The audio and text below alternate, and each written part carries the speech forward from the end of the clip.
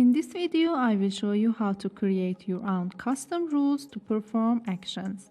You must define an action and a job. In order to create an action, go to the Schedules page by clicking on Schedules in Sidebar menu. There are two steps. The first step is to create a trigger action that defines when and under which condition the action should be executed. Click on Add New Action.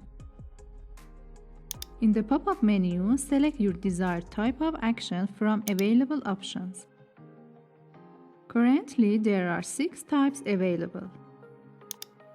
For example, change pool.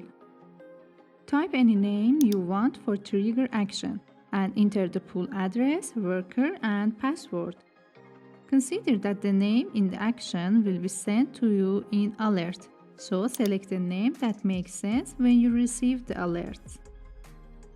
You can make a schedule for changing the frequency. Reboot device will reboot the device itself. Restart CGMiner will restart the CGMiner application. Notification alert will alert you with push notifications.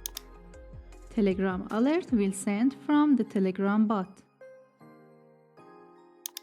On each execution of chosen actions, you can choose has condition, and there are 3 available options: fan PRM, device temperature, and device hash rate.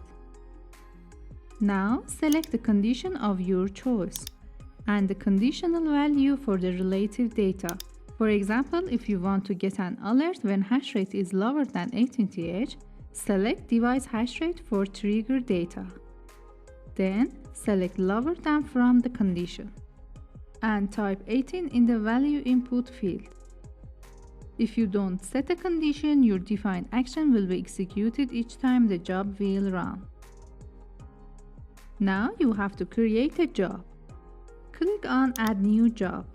Type any name you want in the name field for job. For example, every minute eBank E10 alerts. In the job timing section, select the execution interval for this job. For example, every 1 minute. You can select by brand, model, group, section, or manually select the devices that you want for this job by clicking on Add or Remove.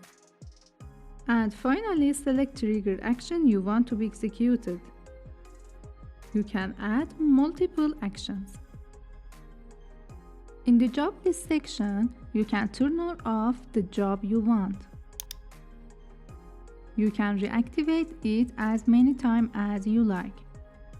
If you have a schedule that, for example, runs every day but you want it to run right now, or if it's disabled and you want it to run right now, you can click on this button.